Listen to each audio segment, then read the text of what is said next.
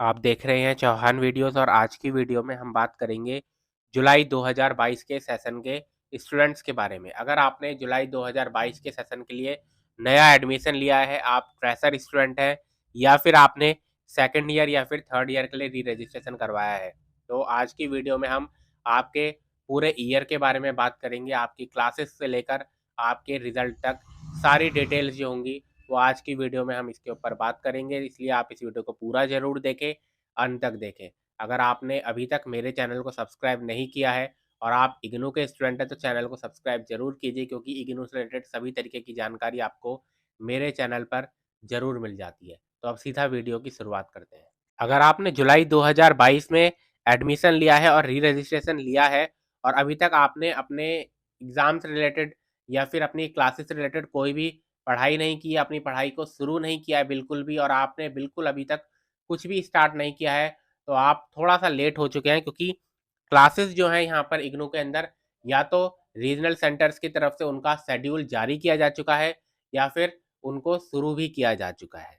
तो इसलिए आपको सबसे पहले तो अपने स्टडी सेंटर या फिर रीजनल सेंटर जो होगा उसके पास जाना है और वहाँ पर से देखना है कि आपका क्लासेस का शेड्यूल क्या है। क्लासेस का शेड्यूल लगभग सभी रीजनल सेंटर अपने-अपने जो स्टूडेंट्स हैं उनको मेल के ज़रिए या फिर एसएमएस के ज़रिए जानकारी दे चुके हैं। अगर आपके पास कोई मेल नहीं आया है, कोई एसएमएस नहीं आया है, तो आप अपने स्टडी सेंटर में जाइए और वहाँ पर से अपनी ये जानकारी जो है वो कलेक्ट कर सकते हैं। अगर आप नहीं जानते कि आपका रीजनल सेंटर कौन-सा है, अगर आप नहीं जानते कि आपका स्टडी सेंटर कौन-सा है, तो उसके लिए भी तरीका है। आप सबसे पहले इग्नू एडमिशन स्टेटस जो है वो गूगल में डालिए या फिर सिंपली इग्नू एडमिशन स्टेटस का जो लिंक है वो इस वीडियो के डिस्क्रिप्शन बॉक्स में है, तो वहाँ पर से भी आपको लिंक मिल जाएगा, उस पर क्लिक कीजिए। वहाँ पर से आपको अपना जो इनरोलमेंट नंबर आपको पता होगा, इनरोलमेंट नंबर डालिए, अपना आपका जो प्रोग्राम कोड है उसको डालिए और वेरिफिकेशन कोड जो नंबर वाला होगा उसको डालिए और सबमिट कर दीजिए। वहाँ पर आपकी पूरी डिटेल आ जाएगी कि आपके फर्स्ट ईयर में कौन-कौन से सब्जेक्ट आपने लिए हैं, और आपका जो लेफ्ट हैंड साइड है उसमें सारी जानकारी आपकी आ जाएगी कि आपका नाम क्या है, आपने कौन-सा कोर्स में एडमिशन लिया है, कब आपने एडमिशन लिया था और कब तक आपका एडमिशन वैलिड है, आपके पिताजी का नाम क्या है, आपका कौन-सा ईमेल आईडी रजिस्टर है, वहाँ पर आपका कोई मोबाइल नंबर रजिस्टर है। उसके अलावा आपके स्टडी सेंटर, आपका जो रीजनल सेंटर है उसके बारे में भी जानकारी होगी वहाँ पर, और आपके स्टडी सेंटर के बारे में भी वहाँ पर जानकारी होगी। तो उससे आप अपना स्टडी सेंटर जो है उसका पता लगा सकते हैं। आपको जो क्लासेस होती हैं आपकी नॉर्मली आपके स्टडी सेंटर के अंदर ही लगाई जाती हैं। आपका स्टडी सेंटर जो होता है वो क्लासेस आपकी स्टडी सेंटर के अंदर लगाता है। कोविड के टाइम पर ज़रूर ऐसा हुआ है कि गूगल मीट के ज़रिए या फिर फ़ेसबुक के पेजेस के ज़रिए भी पढ़ाई करवाई गई है। लेकिन जैसा भी आपका जो स्टडी सेंटर कहता है, जिस तरीके से भी आपकी पढ़ाई करवाता है, उस तरीके से आपको पढ़ाई करवानी होगी। इग्नू में सिर्फ पढ़ाई का सिर्फ यही माध्यम नहीं होता स्टडी सेंटर। आप इग्नू की बुक्स जो होती हैं वो भी अपने आप में पूरी कंप्लीट होती हैं, उन्हीं से ही आपके असाइनमेंट्स और एग्ज़ाम जो होता है पूरा कवर हो जाता है। आप अगर आपकी इग्नू की बुक्स अभी तक आपके पास नहीं आई हैं, तो आप खाली मत बैठिए। आप इग्नू की जो ई कंटेंट ऐप है, आपको गूगल के प्ले स्टोर में मिल जाएगी, वहाँ पर से आप उसमें उसमें से फ्री में अपनी सभी बुक्स जो है वो डाउनलोड कर सकते हैं, पीडीएफ के फॉर्मेट में, या फिर इग्नू के ई ज्ञान कोश से भी आप बुक्स जो है वो डाउनलोड कर सकते हैं। उसके बाद बात करें तो आप इग्नू में आपका ज्ञानवाणी होता है और आपका स्वयं प्रभा होता है, चैनल नंबर 17, 18, 19 जो आता है डीटीएच पर वो होता है। उसके अलावा आपका ज्ञान दर्शन होता है। इनके ज़रिए भी मंथली शेड्यूल रिलीज़ किया जाता है, जिनके ज़रिए आप अपनी जो कोर्स से रिलेटेड पढ़ाई है वो कर सकते हैं। जब महीने की शुरुआत होती है तो उस समय मैं अपनी वीडियो के माध्यम से आपको जानकारी दे देता हूँ कि ये शेड्यूल है इनका, और आप उसको फिर पीडीएफ फॉर्मेट में डाउनलोड कर सकते हैं। तो ये हो गया आपका क्लासेस से रिलेटेड और पढ़ाई से रिलेटेड। तो क्लासेस का शेड्यूल जो है वो लगभग सभी रीजनल सेंटर और स्टडी सेंटर अपने-अपने तरीके से जारी कर चुके होंगे। उसको आप देखिए और वहाँ पर से आप इनको पढ़ाई जो है अपनी वो शुरू कर दीजिए अब। अब बात करें इंडक्शन मीटिंग की। इंडक्शन मीटिंग इस समय काफ़ी सारे रीजनल सेंटर अलग-अलग तरीके से करवा रहे हैं। पहले जो है इंडक्शन मीटिंग इस तरीके से होती थी कि आपको रीजनल सेंटर के अंदर बुलाया जाता था या फिर स्टडी सेंटर के अंदर बुलाया जाता था इंडक्शन मीटिंग के लिए। लेकिन अब क्या हो गया है कि अब ये इंडक्शन मीटिंग गूगल मीट के ज़रिए करवाई जा रही है। आपको आपकी रीजनल सेंटर की वेबसाइट या फेसबुक पेज के ज़रिए इसकी जानकारी मिल जाएगी कि इंडक्शन मीटिंग कब आयोजित आपके लिए करवाई जा रही है। इंडक्शन मीटिंग में सिर्फ ये काम होता है कि आपको सारी जानकारी दी जाती है कि आपकी क्लासेस कब लगेंगी, क्लासेस किस तरीके से लगेंगी, आपको असाइनमेंट कैसे सबमिट करना है, आपको असाइनमेंट कहाँ से डाउनलोड करना है, आपको एग्ज़ाम कब देने हैं, आपको एग्ज़ाम फॉर्म कब फिल करना है, आपको री-रजिस्ट्रेशन कब कराना है। तो सारी इस तरीके की जो भी जानकारी आपको चाहिए, वो आपको इंडक्शन मीटिंग के अंदर दे दी जाती है। उसके बाद बात करें आपके असाइनमेंट सबमिशन की, आपका असाइनमेंट सबमिशन करना बहुत ज़रूरी होता है, क्योंकि आपका जो एक सब्जेक्ट होता है उसका 30% में जो वेटेज होता है, 30% जो वेटेज होता है, वो आपका असाइनमेंट का होता है और 70% आपका थ्योरी एग्ज़ाम का होता है। सबसे पहले आपको इग्नू के असाइनमेंट का जो क्वेश्चन पेपर है वो डाउनलोड करने हैं।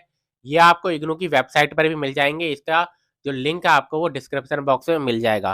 तो इग्नू के असाइनमेंट के जो क्वेश्चन पेपर होते हैं, उनमें कुछ स्टूडेंट की ये दिक्कत होती है, कोई प्रॉब्लम होती है कि कौन-सा असाइनमेंट बनाना चाहिए। जो भी लेटेस्ट है वो आप बना सकते हैं।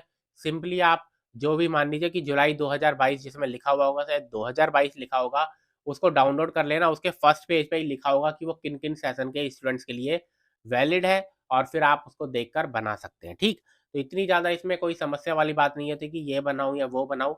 आप जो लेटेस्ट वाला है वो बना लीजिए जिसपे 2022 लिखा हुआ होगा। बिल्कुल वो वैलिड है, ऐसा नहीं होता कि आपने 6 महीने पुराना बना दिया असाइनमेंट तो उसके लिए आपको आपका असाइनमेंट कैंसल कर दिया जाएगा, ऐसा नहीं होता।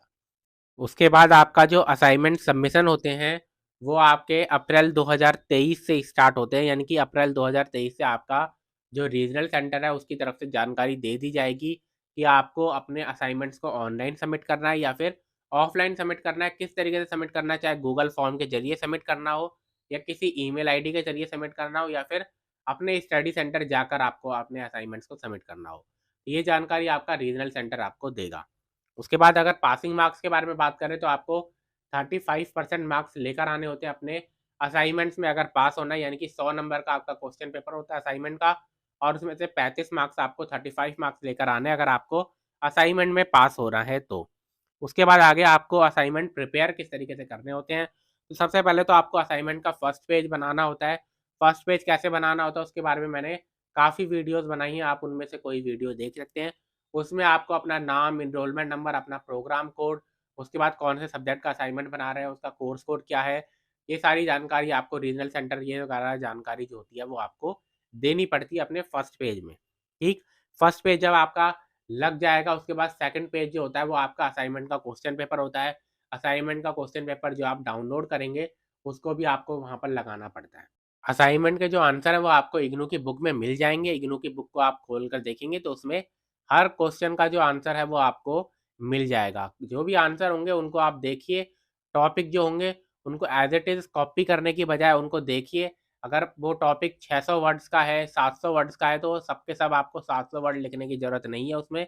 एज़ इट इज़ उसको कॉपी करने की बजाय आप देखिए कि उन 700 वर्ड्स में से कौन-सी 10 लाइनें हैं, कौन-सी 12 लाइनें हैं जो आपके क्वेश्चन से रिलेटेड है, उनको लिखिए, आपको अच्छे मार्क्स मिलेंगे और इग्नू नॉर्मली आपको असाइनमेंट में फ़ेल नहीं करता। ठीक? उसके बाद अपनी खुद की हैंडराइटिंग में लिखना होता है। एक क्वेश्चन पूछा गया था कि क्या हैंडराइटिंग अपनी खुद से लिखना होता है या फिर नहीं? आपको अपनी खुद की हैंडराइटिंग में लिखना होगा। अगर आप ऐसा नहीं करेंगे या फिर आप प्रिंटेड फॉर्मेट में अपने असाइनमेंट को सबमिट कर देंगे तो आपका असाइनमेंट को चेक नहीं किया जाता। आपको अपनी हैंडराइटिंग में अपने असाइनमेंट्स को लिखना होता है। ठीक? उसके बाद आप असाइनमेंट के लिए कौन-सा पेपर का इस्तेमाल करें, इसके ऊपर भी क्वेश्चन पूछे जाते हैं। तो पेपर आप कोई सा भी इस्तेमाल कर सकते हैं, चाहे वो A4 साइज़ का पेपर हो या फिर आपका प्रोजेक्ट रिलेटेड पेपर हो, ठीक? चाहे लाइन वाला पेपर आप इस्तेमाल करना चाहें या बिना लाइन वाला पेपर आप इस्तेमाल करना चाहें, आपकी मर्ज़ी है। आप इनमें से कोई सा भी इस्तेमाल कर सकते हैं, ठीक? उसके बाद क्वेश्चन पेपर जो है, वो भी आपको लगाना होता है। पहले आपका फर्स्ट पेज होगा, दूसरे नंबर पे आपका क्वेश्चन पेपर होगा और फिर आपके आंसर्स होंगे, ठीक? उनको फिर अच्छी तरीके से आप टाई कर लें। उसके बाद आप इनको जो सबमिट करना होता है, वो अपने स्टडी सेंटर में सबमिट करना होता है। ऑनलाइन या ऑफलाइन जैसा भी आपका रीजनल सेंटर आपको समझाएगा, बताएगा। उसके बाद बात करें जून 2023 के टर्म एंड एग्जामिनेशंस की, आप जानते हैं 1 साल बाद फिर आपके एग्ज़ाम भी होते हैं। एग्ज़ाम में बैठने के लिए सबसे पहले तो आपको एग्ज़ामिनेशन फॉर्म भरना होता है। एग्ज़ामिनेशन फॉर्म आपको अप्रैल 2023 में आपको उसका लिंक इग्नू की वेबसाइट पर मिल जाएगा। ₹200 पर सब्जेक्ट के हिसाब से फ़ीस होती है, यानी कि अगर आपको 5 सब्जेक्ट का थ्योरी एग्ज़ाम देना है, तो आपको 200 इंटू 5 ₹1000 की फ़ीस पे करनी होगी एग्ज़ाम फॉर्म के टाइम पर। उसके बाद है आपका एग्ज़ाम आपके 1 जून से शुरू होता है। नॉर्मली इस तरीके से ही होता है कि आपका जो फर्स्ट वीक होता है, उसमें से एग्ज़ाम शुरू हो जाते हैं। जून टर्म एंड एग्ज़ाम है तो जून से ही शुरू होंगे और 1 जून या 2 जून से आपके एग्ज़ाम जो है वो शुरू हो जाते हैं। उसके बाद आपका जो हॉल टिकट होता है, हॉल टिकट या एडमिट कार्ड जैसा भी आप कहें, तो आपका जो एडमिट कार्ड होता है वो आपका 20 मई के बाद कभी भी रिलीज़ किया जा सकता है। और रिज़ल्ट जो होता है वो आपका एग्ज़ाम के बाद आपका डिक्लेयर किया जाता है। पहले ऐसा होता था कि आपका जिस दिन एग्ज़ाम हुए तो आपके उसके 45 डेज़ बाद आपको फर्स्ट अपडेट देखने को मिलती थी। लेकिन अब इस तरीके से होता है कि आपके एग्ज़ाम जब आधे ख़त्म हो जाते हैं उसके बाद ही आपके रिज़ल्ट की अपडेट आना शुरू हो जाती है। तो ये पूरा का पूरा सिस्टम है जो कि आपका जुलाई 2022 में अगर आपने एडमिशन लिया है या फिर री-रजिस्ट्रेशन लिया है, तो ये सारा पूरा टाइमलाइन आपको फ़ॉलो करना होगा। पूरे साल की टाइमलाइन है ये, जुलाई 2022 से लेकर आपकी जून 2023 तक। तो आज की वीडियो में इतना ही। वीडियो अगर आपको पसंद है तो वीडियो को लाइक ज़रूर कीजिए, शेयर ज़रूर कीजिए।